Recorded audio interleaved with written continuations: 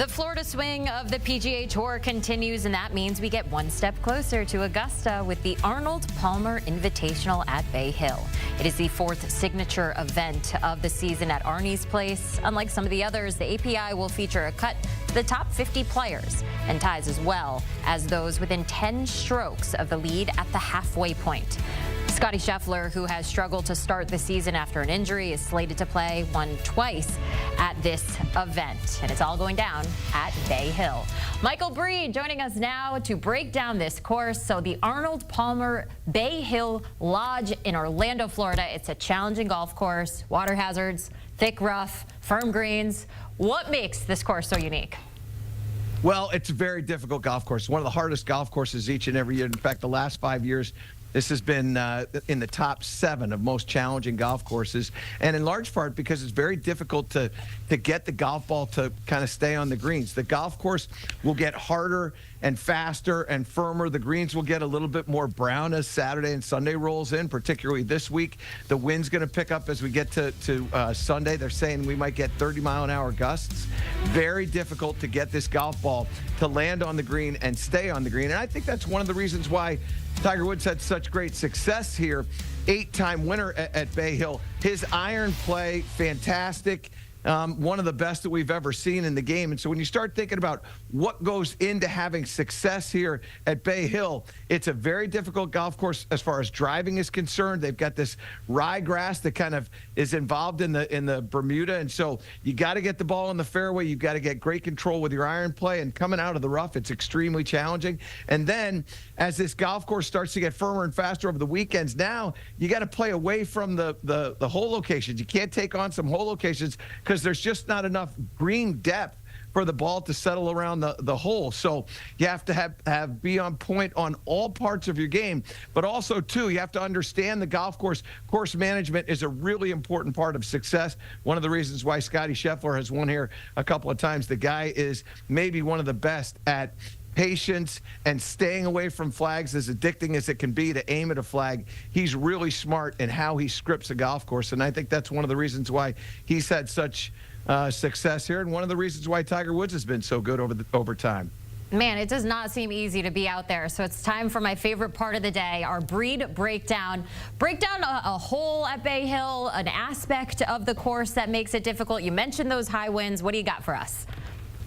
Iron play. You've got to be great in this. This golf course, they talk about greens in regulation. How many times are you hitting the golf ball in regulation and getting it on the green with your irons? This is one of the hardest on the PGA Tour, routinely, particularly over the last 5 years, in the top 10. So what does it take to be successful? Well, I told you about Tiger Woods, 8-time winner here.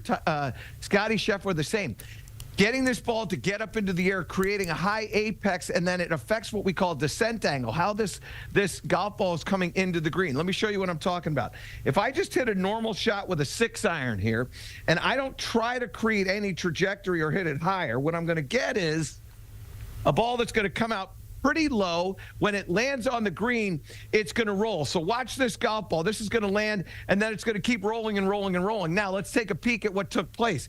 We have what we call apex, how high this golf ball got off the ground. That was at 78 feet. Then descent angle. How is this golf ball coming into the green? That's at a 40-degree angle. We want to get something that's closer to 50. And when that happens, the ball is going to stay relatively close to where it landed. This one landed at about 76 yards and rolled out to 84 yards. That is 8 yards, 24 feet. You start talking about that on really, really firm greens, that's going to go from 8 yards to probably 20 yards, and it'll go right through the green. Now, let me show you what you want to do to get this ball up into the air. And it's a very simple thing.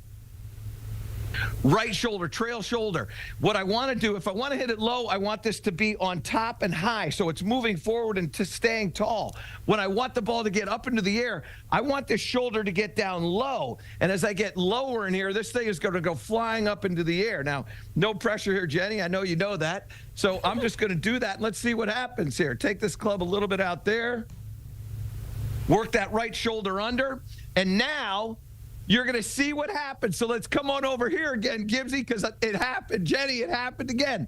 110-foot apex. So I lifted that thing up some 30 feet. What also changed? The descent angle. It went from 40 degrees to 48. I'm trying to get to 50, but I got close. 48. We round up to get it to 50. And what happens with that golf ball? Well, all of a sudden, that golf ball's only rolling out about 9 feet right now. And when that happens on those firm greens, now I can keep the ball on the green instead of it going through the green. And when it starts to go through the green, now I have very difficult downhill chips on very fast greens out of the rough. I don't have spin.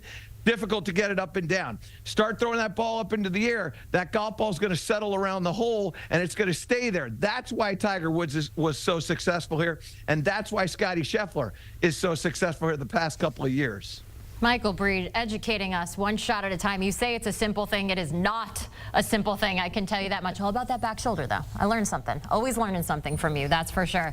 All right, you mentioned Tiger Woods with the 8-time champ there, Michael. Well, we have a 2-time champ joining us now. A man who knows a thing or two about the Arnold Palmer. Matt Every, the 2014 and 2015 Arnold Palmer Invitational winner, here to discuss Bay Hill, the success that he had at the tournament he attended growing up as a kid. In 2015, he won the Invitational for the 2nd year in a row, a 6-under par.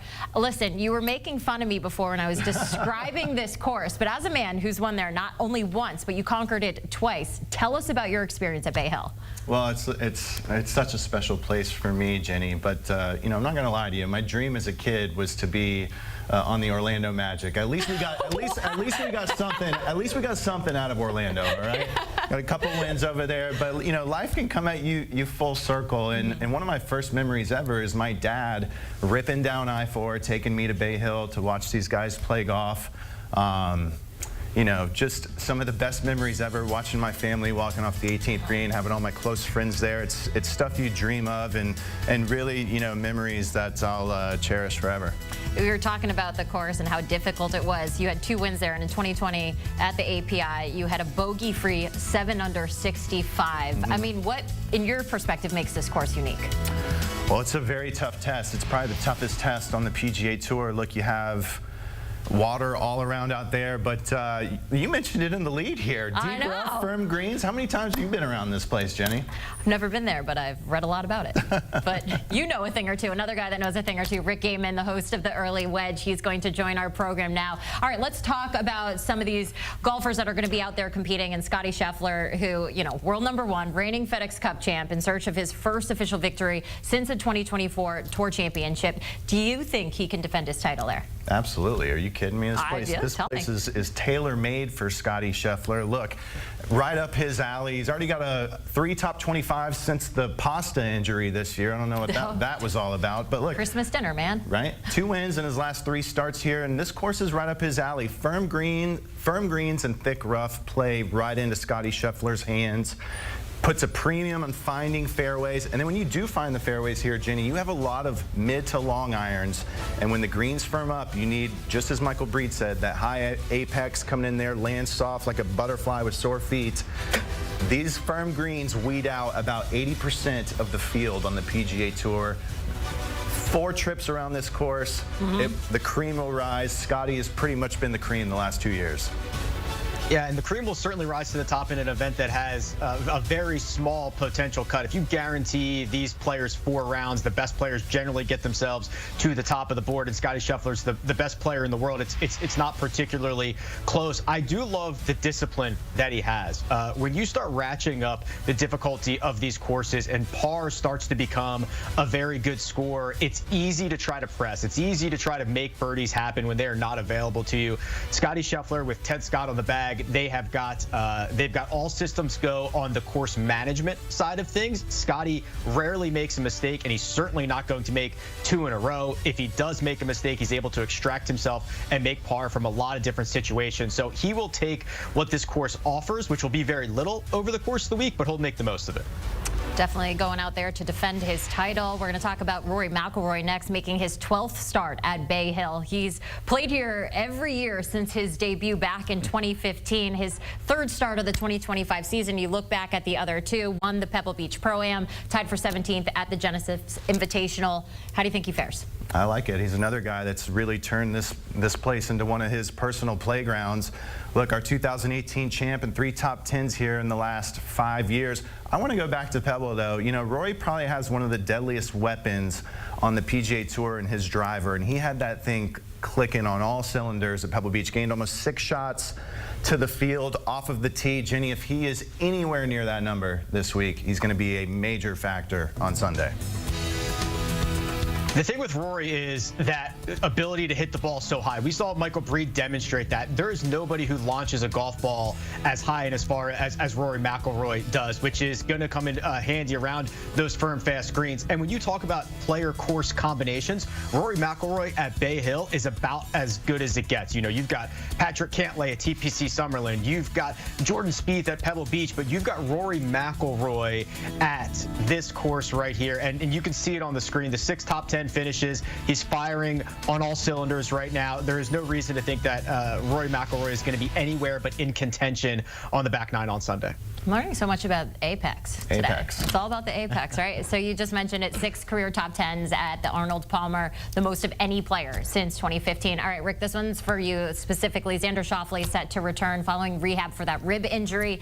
He's a world number 2, making his first start since he finished tied for 30th. That's a century. What can we expect from him?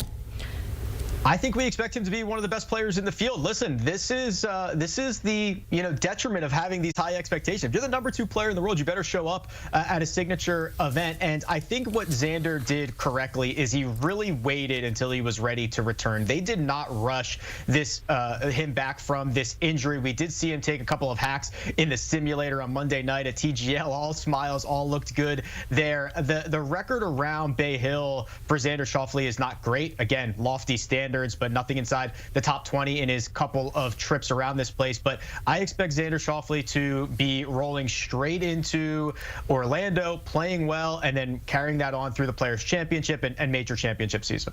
You mentioned his record at Bay Hill. First round 68 in 2023 marks his only sub-70 score in 12 career rounds at Bay Hill. What's your thoughts on it? On Xander? Yeah. He scares me a little this week. I was around there yesterday, Rick. The greens are already pretty firm, but that thick rough scares me with any kind of thoracic injury. I want full commitment out of that cabbage. And Xander coming off of an injury. Look, Century played this year, tried to play through it, tied for 30th on one of his playgrounds. I don't know. I'd be a little hesitant on backing Xander this week. All right, fellas, it is time to put you on the spot. Your pick to win. Matt, we're going to start with you. Well, Jenny, I'm going to throw a little surprise at you. Ooh, I like surprises. Okay, I am going to go with the prettiest guy in the field. Move over, Adam Scott. I'm taking Ludwig Aubert. That's right, you heard it. Maybe a little bit of selfish reasons here. I want his name on the same trophy mine's on. Are you kidding me? This guy's such a stud. Look, let's go back to his last start. One at the Genesis at Torrey Pines.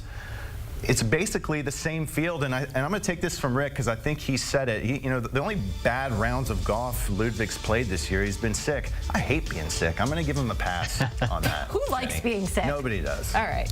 All right, so you're going Ludwig. What do you think, Rick? I mean, Ludwig is obviously a great option. The kid is a stud, but I'm going just one spot higher here with Rory McIlroy. And outside of those big 3 guys, Scotty, Rory, and Ludwig, I think there are concerns about the rest of the top of this field. We've talked about Xander Schauffele returning from an injury. Hideki Matsuyama's kind of lost the driver a little bit since his early win this year. So I am focused on the top of the board, and Rory McIlroy has all the skills in the world. The thing I love about Bay Hill is there's an infinite number of options off the tee because of the way that these dog legs work, and he's going to be able to take lines that a lot of guys in this field are literally incapable of taking. I think Rory McIlroy adds his name to the trophy for the 2nd time to go alongside Matt's 2 times on there. We would love to see it. All right, before we let you go, best bet for the Arnold Palmer Invitational. What do you got? Okay, best bet. Give me some Tommy Fleetwood this week. Top 10, I believe, plus 210 right now. Look, maybe a bit of divine intervention here. Jenny, I was on a podcast on Monday with Tommy Fleetwood, and then yesterday I walked about 4 holes with his caddy out there, Ian Finnis. Said his game's in really good shape. He had a tied for 5th his last start at the Genesis. Some really solid golf this year, and a tie for 10th here in 2021. One other thing that bodes well for him, you know, he's picking up quite a bit of ground in strokes gained off the tee and strokes gained approach, which are massive categories here this week at Bay Hill. Really like Tommy Fleetwood this week. Rick, what you got? Yeah, I also looked at that top 10 market, and I am buying low here on Viktor Hovland. He's about 3.5 to 1, maybe a little bit shorter depending on where you're looking. But I think that this golf course is a great spot for Viktor to get right. Golf has not treated him well over the course of the last 6 months or so, but he is able to kind of lean on his ball striking around this course, which has something that hasn't really left him during this slump. And some of these short game areas statistically with that thick rough are better for Viktor than tight lies. So I'm thinking that if we can get a little bit of an early start on Viktor, I would like to be in that top 10 market for him. Are you going this weekend? I am. I'm working it. Oh, working it. Very, very cool. All right, we appreciate both of you. We got a guy that's going to be there, a guy that's won there twice, and Rick Gehman, one of our experts. Thanks for joining us here on HQ. For more from our guys, check out the Early Wedge Golf DFS preview, the 2025 Arnold Palmer Invitational. You'll get all the picks and all the strategy you need. Scan that QR code.